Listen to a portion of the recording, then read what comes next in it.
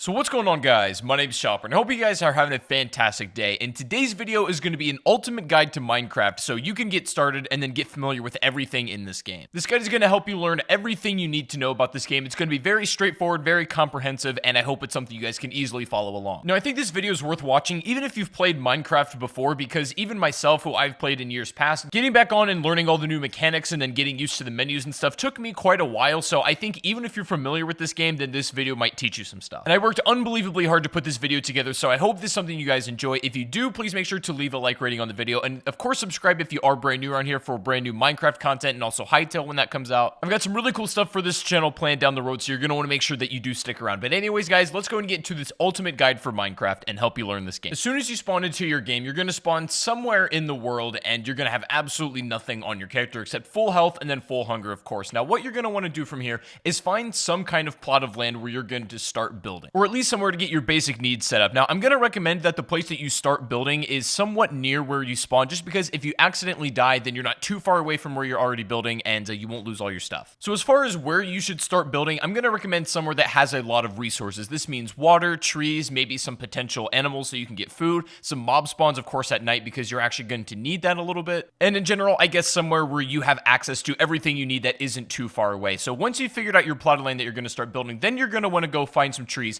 and get wood. Now, you're definitely going to want a little bit of wood, especially when you're starting out, because you're going to need to build a crafting table first of all, and then you're also going to probably want enough to make some sort of little structure, at least for the first night, as you're not going to have a whole lot on your hands because you only have a very limited time to start building this stuff. But once you have some wood, then you can start building your crafting table. Now, this is the most fundamental item you need to build everything else in the game. So you're going to take your wood that you got from the trees, and then you're going to go ahead and build some planks. And you can do this by putting it inside the 4-square grid that's right by your character. And once you have all of your planks built, then you can go ahead and then put them back in that 4-square into a pattern that looks like this, and it should build your crafting table. Pretty straightforward, pretty easy. Now, from here on out, as soon as you place your crafting table down on the ground somewhere, you now have access to all of the craftable items in the game, and the recipes for all these items can be found in this green book, or if you know them by heart, then you won't need the book. Now, as soon as you got this crafting table built, the first item that you're going to want to build yourself, the very first thing you want to go for is a wooden pickaxe. And this is pretty simple to build. You're going to want to make sticks, which is very simple from your planks,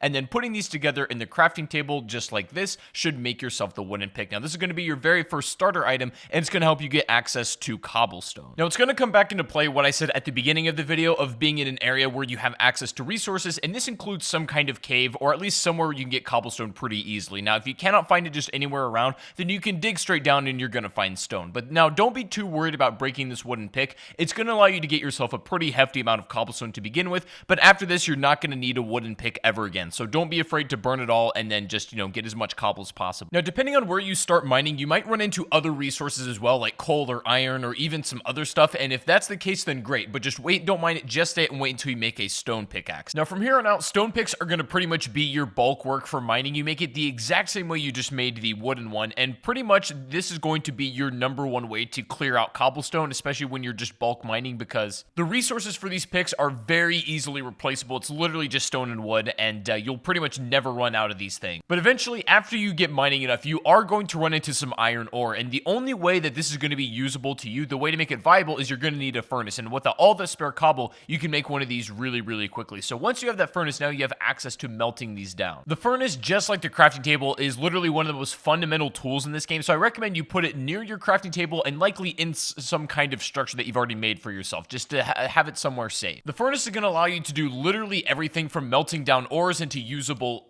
items, and then also cooking food, which is going to give you much more energy than if you were to eat it raw. Sometimes when you're at this point in the game, that's the only thing you have available, and you got to do what you got to do. So it's not like there's never going to be a situation where you have to eat raw meat or you have to eat the rotten flesh in Minecraft, but ideally you want to have it cooked because it's just going to net you a lot more energy and health. So at this point in the game, it's important to protect the resources that you have and then really start to build up where you're going to be staying. Now, what I recommend you do is stock up on a lot of food and then also make a ton of resources in order to build some kind of house. Like normally I just build it out of wood. It's very mobile and you can use this for a lot of things. For example, if you have an excess amount of wood and you're using your furnace and you just don't have enough coal in hand, you can actually burn wood. It doesn't burn nearly as well as the coal does and not for as long at all, but it's still an option if you don't have any at hand. And while you're doing this, it's worth melting down all the iron ore that you have in order to get the ingots because you're going to use these a little bit later on. And for your makeshift safe house, you're just going to want to have something that's tall enough that mobs aren't going to jump in while you're doing this kind of stuff. So maybe be 3 or 4 blocks high will be just fine. And of course, another important thing is you should definitely think about making a stone hoe in order to make an infinite source of food, essentially. Now, I wouldn't waste iron on doing this because, again, these are easily replaceable. You can use wood if you really want to as well. But having a stone hoe and starting out with some wheat seeds that you can get from breaking grass is going to be really beneficial. And also something I strongly recommend is you make a bed at this point, especially if this is where you want to make your spawn point be, because every time you die, instead of spawning where you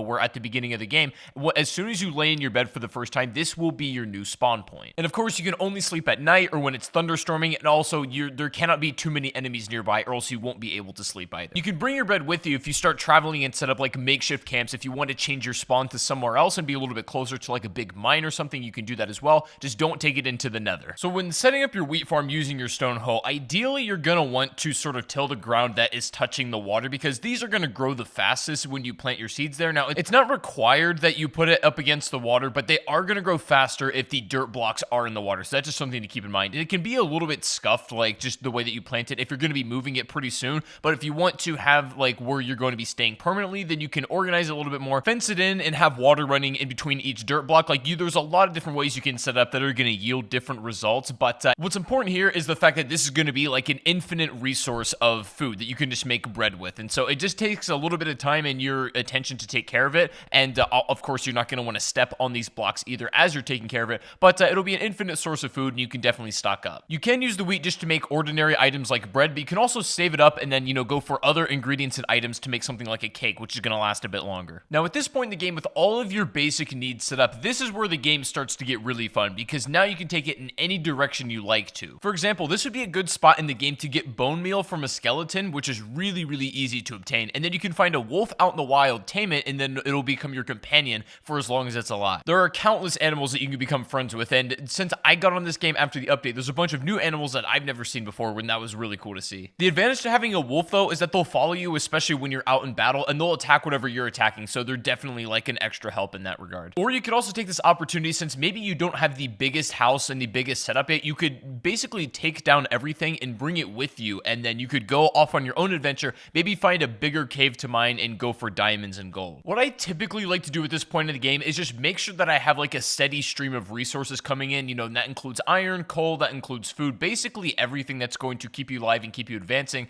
and then also start making moves towards getting some of the rare items in the game, like getting diamonds, and then of course obtaining obsidian. Now, after getting the obsidian material, this is where the game starts to get a little bit more advanced, and at this point in the game, if you've made it this far, then you're probably already familiar with most of the mechanics, and you can pretty much run with it for yourself. And to obtain obsidian, you're going to have to do some pretty extensive mining, so you're going to want to make sure you're well prepared for this. This includes having a ton of torches, a bunch of stone and iron pickaxes, and definitely some swords and armor, which is definitely recommended. When you're trying to mine obsidian, what you're going to notice is when you first come across it, unfortunately, you are not actually able to mine this with your iron pick. You're going to require a diamond pick, and that's going to at least require you to dig far enough down where you're at diamond level, and of course, obtain enough to where you can actually build a pick itself. And so you can also make obsidian if you get a lava bucket, and then you can do it your own with water, but I find it easier just to kind of dig down for it because it's not that hard to come across. And if you run into the situation where you haven't found diamonds by the time you come across obsidian, what I normally do is cut around where I found the obsidian, and eventually you're probably going to run into diamonds, so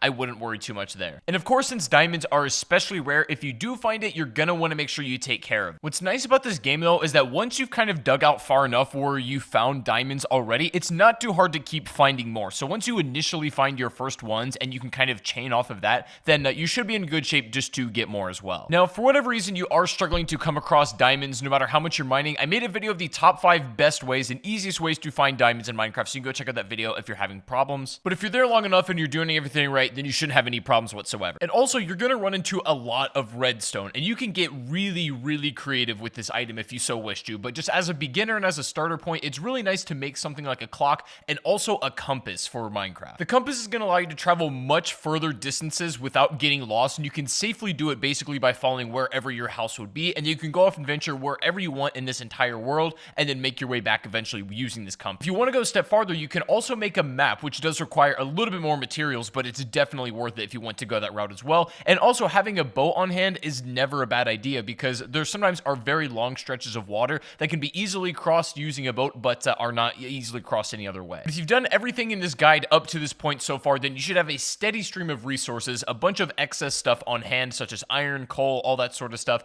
And then you should have all of the basic tools you need to travel anywhere you like, and then a decent house set up as well. And from this point, you pretty much have the freedom to take the game anywhere you like to. You can take your obsidian and set up another portal and then go down that rabbit hole. And if you so wish to, you can work your way all the way up from this point on, all the way to the Ender Dragon if you so wish to go that route, or you can just, have fun, explore, play a little bit more casual route, and just enjoy the game. Either way, this guide was set up to facilitate both styles of play. You can just have fun and just casually play the rest of the match however you like, or you can go for the Ender Dragon and then finish the progression of the game. Either way is going to work, but now you have the tools to go in any direction you like. So anyways, guys, that is going to be the ultimate guide to getting set up in Minecraft in 2019. I hope you guys did enjoy. If you did, please make sure to leave a like, rating, subscribe if you are brand new, and let me know down below in the comment section if there's anything in specific you would like to see me make a video on. I'm going to have some videos about shaders and mods here pretty soon, so stick around for the exciting stuff. But I did want to get this guide out there for a lot of people who are just jumping back into Minecraft after a long time, or maybe have never played this game before and are just wanting to get a grip on and understanding on everything. But let me know your guys' thoughts in the comment section down below. Thank you guys for watching once again, and I'll see you all on the next stream or the next video. Take it easy, guys, and peace out.